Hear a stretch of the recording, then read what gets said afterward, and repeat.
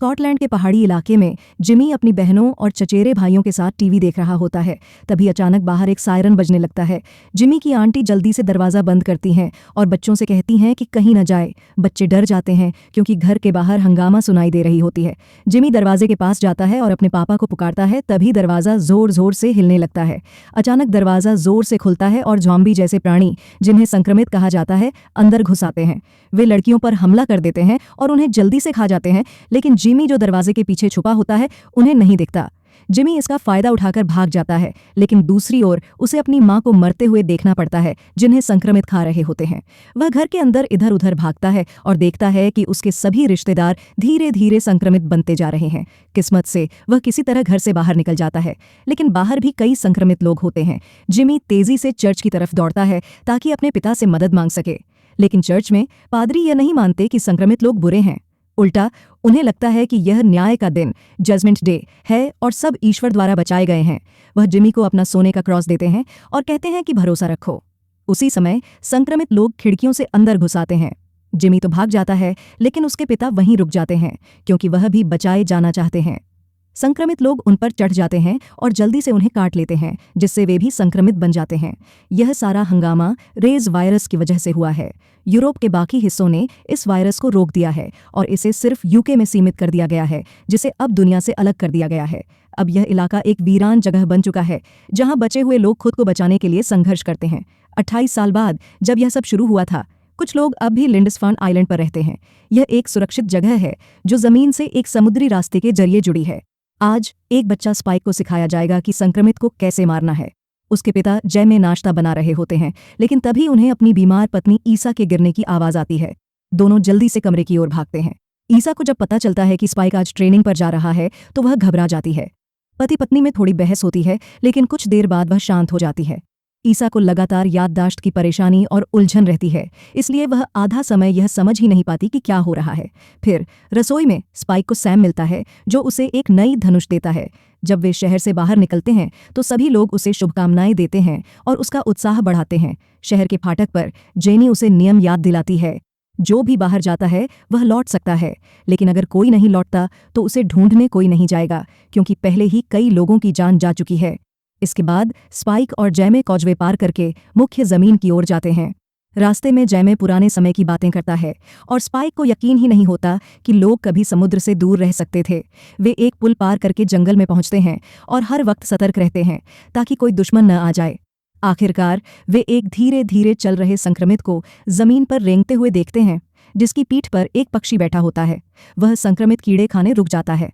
तभी स्पाइक अपनी धनुष तानता है और एक तीर उसके गले में मारता है, जिससे वह तुरंत मर जाता है। जैसे ही वे आगे बढ़ते हैं, एक और संक्रमित पीछे से आ जाता है, जिसे जैमे तीर से मार देता है।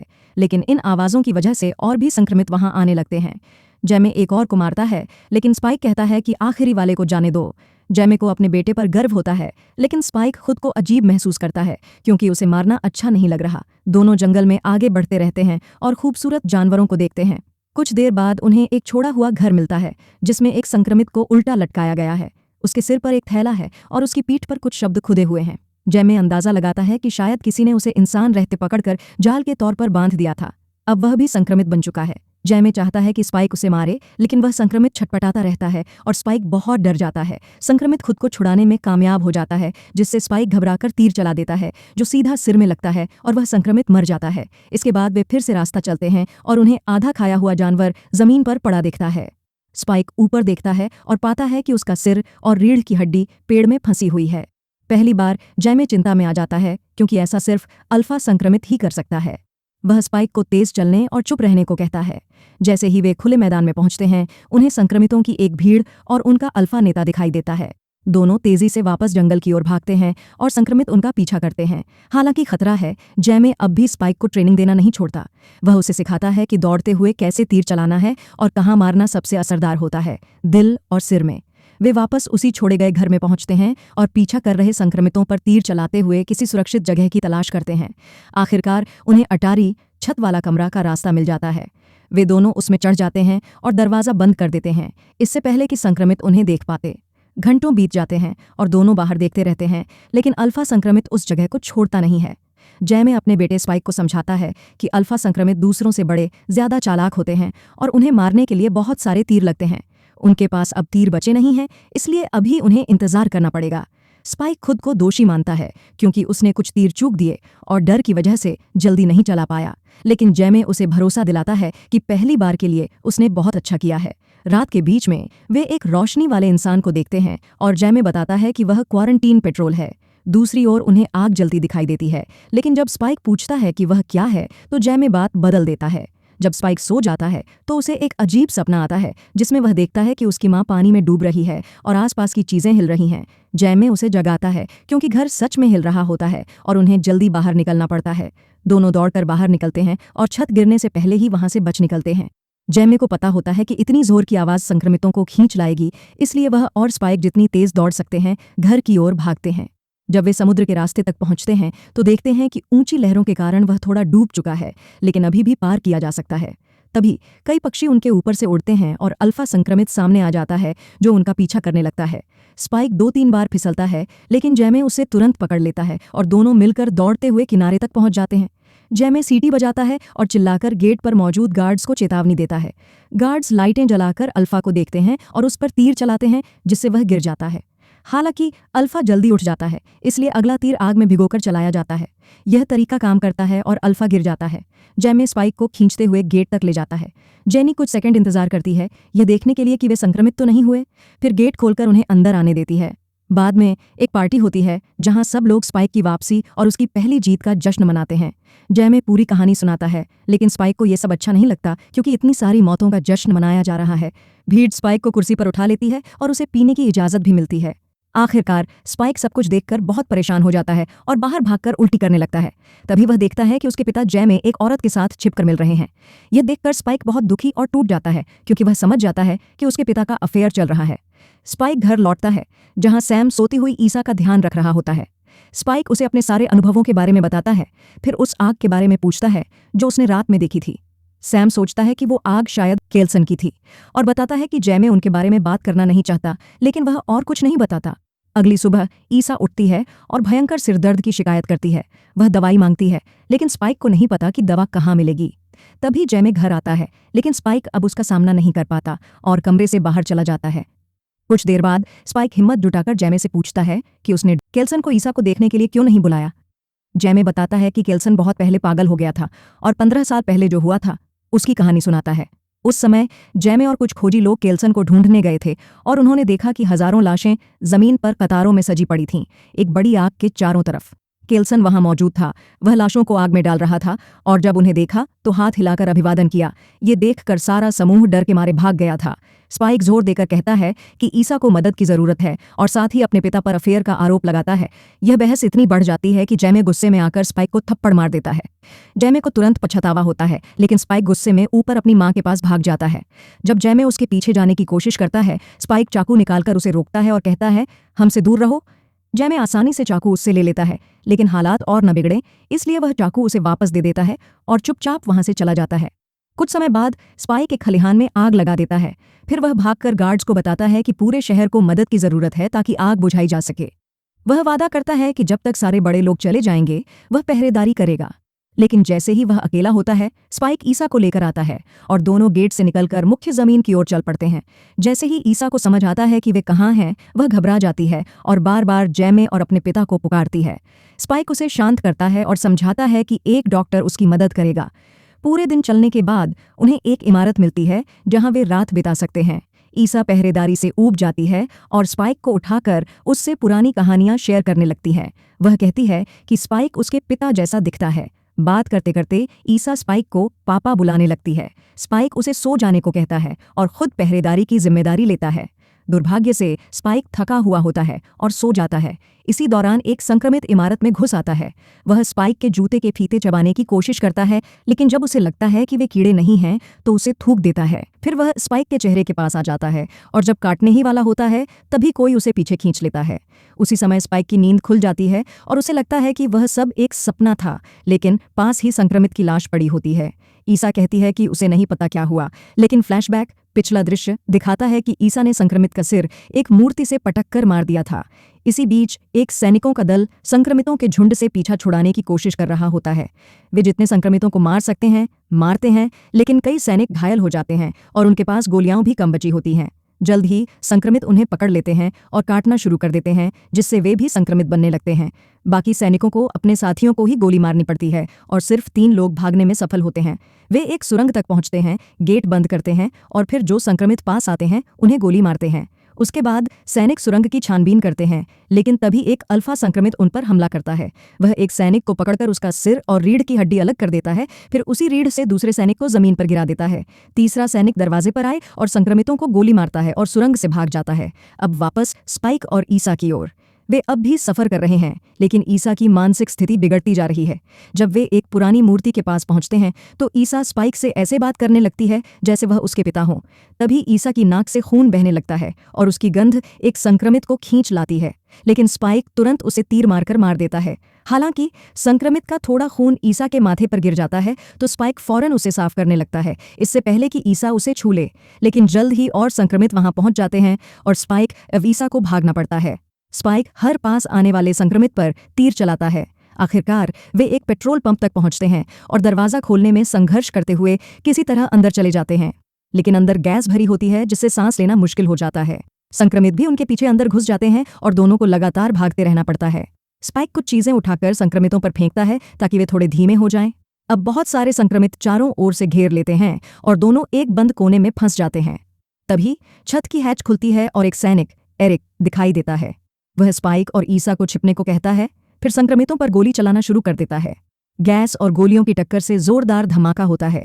भयानक आग लग जाती है जिसमें सभी संक्रमित जिंदा जल जाते हैं। भागने की कोशिश करते हैं लेकिन मर जाते हैं। स्पाइक और ईसा सही से छिपे हुए होते हैं, इसलिए उन्हें कोई चोट नहीं आती। जैसे ही मौका मिलता है वे इमारत से बाहर निकलते हैं। ईसा उल्टी करती है और सिरदर्द से परेशान होती है। तभी सैनिक एरिक उनके पास आता है और उनसे रास्ता पूछता है, लेकिन जब स्पाइक के पास कोई जवाब नहीं होता तो एरिक घबरा जाता है। आखिरकार एरिक फैसला करता है कि वह स्पाइक और ईसा के साथ जाएगा और यहाँ तक कि सफर के दौरान ईसा को गोद में उठाने की पेशकश भी करता है। कई घंटों के चलने के बाद वे थोड़ा रुकते हैं और सेब खाते हैं। एरिक अपना मोबाइल फोन निकालता है, लेकिन उसमें सिग्नल नहीं होता और बैटरी भी लगभग खत्म होती है। स्पाइक ने कभी मोबाइल फोन नहीं देखा था, इसलिए एरिक उसे समझाता है कि यह कैसे काम करता है और उसे अपनी गर्लफ्रेंड की एक तस्वीर भी दिखाता है। चूंकि स्पाइक ने कभी प्लास्टिक सर्जरी भी नहीं देखी थी, उसे वह औरत अजीब दिखती है।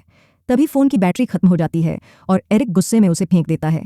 फिर तीनों फिर से सफर शुरू करते हैं, लेकिन ईसा एक अजीब सी आवाज सुनकर लड़कों को पीछे छोड़ देती है। वह उस आवाज का पीछा करते हुए एक छोड़ी हुई ट्रेन तक पहुंचती है जो चूहों से भरी होती है। ट्रेन के अंदर वह हैरान रह जाती है जब उसे एक गर्भवती संक्रमित महिला दिखती है।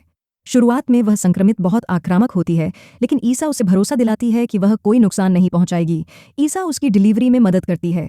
जब लड़के वहां पहुंचते हैं तो ईसा स्पाइक से कहती है कि वह बच्चे की नाल काटे और फिर बच्चे को पानी से साफ करती है, लेकिन जैसे ही संक्रमित महिला गर्जना करके आगे बढ़ती है, एरिक उसे तुरंत गोली मारकर मार देता है। फिर वह नवजात बच्चे को भी मारने की कोशिश करता है, लेकिन स्पाइक और ईसा ने पास से देखकर समझ लिया था कि बच्चा इंसान है। जब एरिक गोली चलाने ही वाला होता है, तभी एक संक्रमित हाथ ऊपर से आता है और उसे खींच लेता है। फिर वह संक्रमित ट्रेन में कूदकर अंदर आता है। वह एक अल्फा होता है और उसके हाथ में एरिक का सिर होता है। जब वह मरी हुई संक्रमित महिला को देखता है तो गुस्से में आग बबूला हो जाता है और तीनों के पीछे दौड़ता है। भागते हुए स्पाइक तीर चलाता रहता है, जिससे अल्फा की रफ्तार थोड़ी धीमी होती है, लेकिन उसे ज्यादा नुकसान नहीं पहुंचता। आखिरकार स्पाइक, ईसा और बच्चा ट्रेन से कूदकर बाहर निकल जाते हैं और अल्फा भी उनका पीछा करने के लिए बाहर आ जाता है। लेकिन तभी केल्सन वहां पहुंचते हैं और एक बेहोश करने वाला तीर अल्फा को मारते हैं, जिससे वह बेहोश होकर गिर जाता है। इसके बाद डॉक्टर केल्सन अपना परिचय देते हैं और बताते हैं कि वे अपने पूरे शरीर पर आयोडीन लगाते हैं क्योंकि यह उन्हें वायरस से बचाता है। वह एरिक का सिर उठाते हैं और अल्फा को सैमसन कहकर पुकारते हैं। वे बताते हैं कि वे पिछले 3 सालों से इस इलाके में रह रहे हैं, लेकिन आमतौर पर संक्रमितों से दूर रहते हैं। स्पाइक डॉक्टर से अपनी मां की मदद करने के लिए कहता है और केल्सन मान जाते हैं। वह उन्हें अपनी बोन टेम्पल ले जाते हैं। यह एक श्रद्धांजलि स्थल है जो उन्होंने मरे हुए लोगों की याद में बनाया है।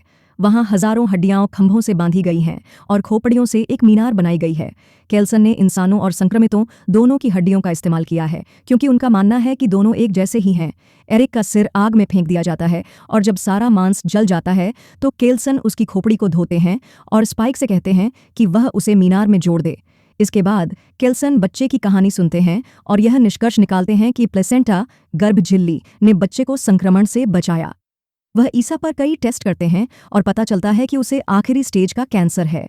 ईसा रोने लगती है और स्पाइक घबरा जाता है क्योंकि उसे समझ नहीं आता कि सिर्फ दवा चुराकर उसकी मां को बचाया नहीं जा सकता। ईसा अपने बेटे को शांत करती है और मानती है कि उसे पहले से शक था कि उसे कैंसर है, लेकिन पक्का नहीं था।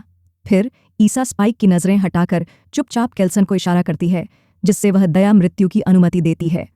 केल्सन स्पाइक को 2 बातें सिखाते हैं, मोमेंटो मोरी यानी मृत्यु को याद रखना, और मोमेंटो अमोरिस यानी सही समय पर प्यार के साथ मरना।